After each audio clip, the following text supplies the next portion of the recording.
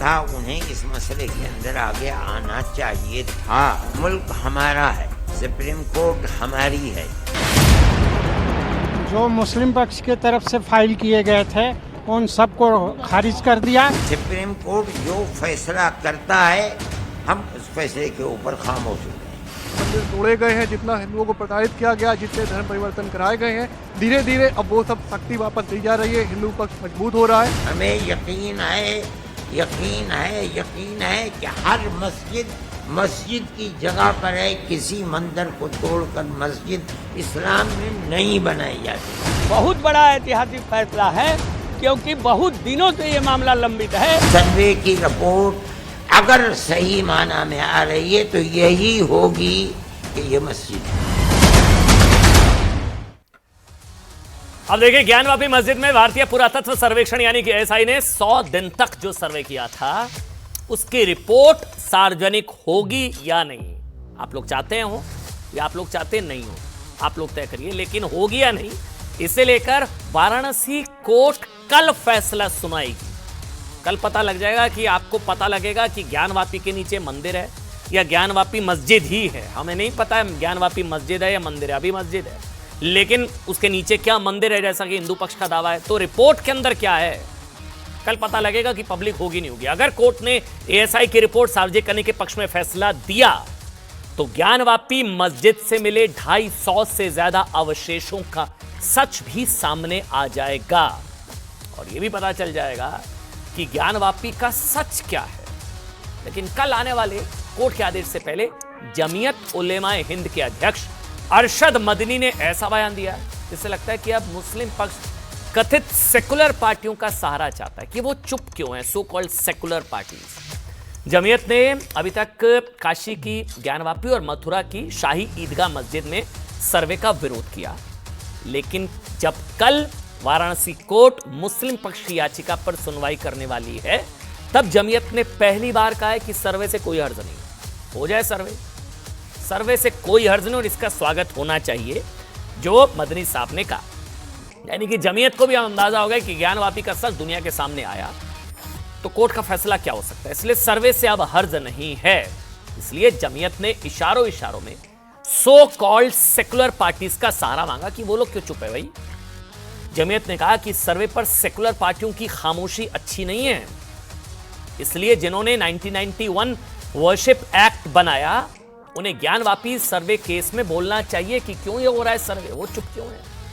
जमीयत ने यह भी कहा कि कांग्रेस सरकार ने 1991 वर्शिप एक्ट बनाकर मुसलमानों को आश्वस्त कर दिया था कि बाबरी या विवादित ढांचे के अलावा, बाबरी के अलावा मुसलमानों के किसी और धर्म स्थल को लेकर अब विवाद नहीं होगा।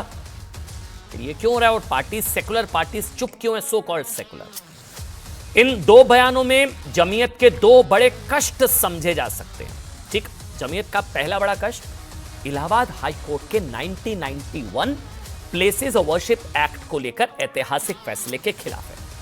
आप जानते हैं, कल ही मैंने आपको बताया था, कल अगर शो आप नहीं देख पाए किसी वजह से, कल ही हाई कोर्ट ने मैंने बताया था कि कहा था कि 1991 प्लेसेस ऑफ वर्शिप एक्ट इस केस में लागू नहीं होता। विवादित जगहों के धार्मिक चरित्र को परिभाषित नहीं किया गया। अगर और किसी स्थान का धार्मिक चरित्र क्या है यह सिर्फ अदालतें तय कर सकती हैं कि धार्मिक स्वरूप नहीं बदलेगा, लेकिन स्वरूप है क्या वो तो सर्वे से पता लगेगा ना। यानी जमीयत का पहला कष्ट 1991 में बने उस कानून के एक तरह से बेअसर होने से है, जिसे भारत का एक बहुत बड़ा वर्ग हिंदू विरोधी कानून मानता है। देवद्रोह कानून कुछ लोग कहते हैं, कुछ लोग कहते हैं देवस्थानों की धारा 370 है। आरोप लगते हैं कि कांग्रेस सरकार यह कानून इसलिए लाई थी ताकि हिंदू पक्ष उन धार्मिक स्थलों पर कभी कोई दावा ना कर पाए जिनके लिए वो मानते हैं कि वहां कभी मंदिर थे, और मुगल काल में या आक्रांताओं ने, ग्लोरीफाइड डकैतों ने आकर हमारे मंदिर तोड़कर वहां मस्जिद और मकबरे बना दिए, हिंदू पक्ष कहता है। जमीयत का दूसरा कष्ट आप समझिए। दूसरा कष्ट कांग्रेस समेत उन सभी सो कॉल्ड सेकुलर पार्टियों को लेकर है जो हाईकोर्ट के फैसले के बाद चुप है। 1991 प्लेसेस ऑफ वर्शिप एक्ट के सबसे बड़े समर्थक ओवैसी का भी कल से अभी तक हाईकोर्ट के फैसले के खिलाफ कोई बयान ही नहीं आया। शायद इसलिए जमीयत भी सरेंडर की मुद्रा में आ गया। जमीयत ने कहा कि सेकुलर पार्टियों की खामोशी अच्छी नहीं है, सुनना चाहिए आपको।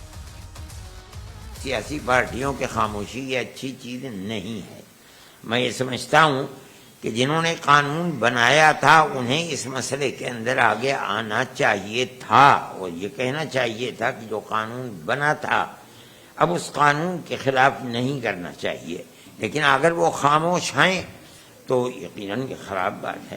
कांग्रेस गवर्नमेंट के अंदर जो सन 91 के अंदर जीत हुई थी उसने ये मसला मुसलमानों ही का है, उसने बड़ी हद तक मुसलमानों को मुतमईन कर दिया था और हम ये समझते थे कि और मुद्दे ख़त्म हो गए, लेकिन फिर कपरस्त जहनीत ने उनको ख़त्म होने नहीं दिया और ज्ञानवापी मस्जिद और मथुरा की ईदगाह के मसाइल को भी शुरू कर दिया। वैसे ज्ञानवापी केस में 1991 वर्शिप एक्ट जिस तरह से बेअसर हुआ है उसे लेकर जमीयत जैसे मुस्लिम संगठनों की चिंता इसलिए जरूरी है क्योंकि इलाहाबाद हाईकोर्ट के आदेश को नजीर मानकर देश के कई विवादित धर्म स्थलों के वैज्ञानिक सर्वे की मांग का रास्ता अब खुल सकता है कि जहां जहां मस्जिदें हिंदू पक्ष को लगता है मंदिर तोड़कर बनाई गई हैं उनका सर्वे हो, क्योंकि ज्ञानवापी मस्जिद के वैज्ञानिक सर्वे और मथुरा की शाही ईदगाह मस्जिद के वैज्ञानिक सर्वे के आदेश के बाद उत्तर प्रदेश के बदायूं जिले में एक और धर्म स्थल के खिलाफ वैज्ञानिक सर्वे की मांग हुई है। हिंदू महासभा ने बदायूं की जामा मस्जिद के सर्वे की मांग कर डाली है। बड़ी खबर है। आरोप लगाया कि मुस्लिम जिसे जामा मस्जिद कहते हैं वो दरअसल नीलकंठ महादेव मंदिर है। यह मंदिर मुगल काल में तोड़ा गया था, वहां जामा मस्जिद बनाई गई थी। इस बात के प्रमाण भी हैं। अयोध्या में प्रमाण से परिणाम देखा, अब जगह जगह मांग हो रही है। वैसे सिर्फ कुछ धर्म स्थल ही नहीं, भारत में ऐसी विवादित जगहों की एक लंबी कतार है जिन्हें मुस्लिम पक्ष मस्जिद या ईदगाह कहता है और हिंदू पक्ष का अपना दावा है। सच क्या है हमें नहीं पता। हिंदू पक्ष का आरोप पता कि वो जगहें मंदिरों को तोड़कर मस्जिदें बनाई गई हैं। कुछ एक इतिहासकार सीताराम गोयल ने अपनी किताब Hindu temples what happened to them में दावा किया कि भारत में करीब 665 साल तक इस्लामिक शासन रहा। इस दौरान 40,000 से ज्यादा मंदिर तोड़े गए। ये दावा है, इतिहासकार दावा करते हैं। यानी औसतन हर महीने 5 मंदिर तोड़े गए, उनकी जगह पर मस्जिद और मकबरे बना दिए गए। और आज देश में 1800 से ज्यादा मस्जिद मकबरे ऐसी जगह पर हैं।